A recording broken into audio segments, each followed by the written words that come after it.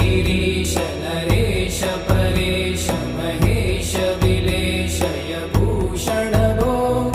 साम्ब सदा शिव शम्भो शङ्कर शरणं मे तव चरणयुगम्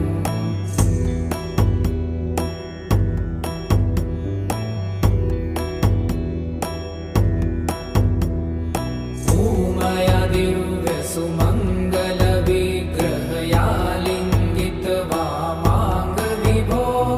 साम्ब सदा शिव शम्भो शङ्कर शरणं मे तव चरणयुगम्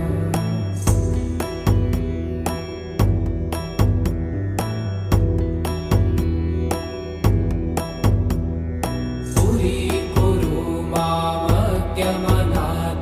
दूरीकुरु मे दुरितं भो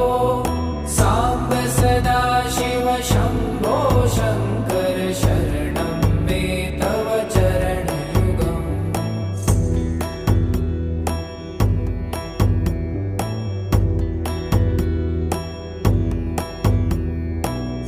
ऋषिवरमानस हंस चराचर जनन स्थितिलय कारण भो साम्ब सदा शिव शम्भो शङ्कर शरणं मे तव चरणयुगम् अन्तःकरण विशुद्धिं भक्तिं च त्वयि सतिं प्रदेहि विभो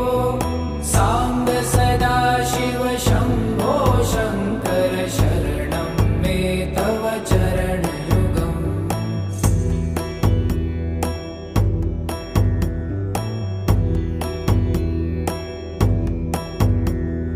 करुणा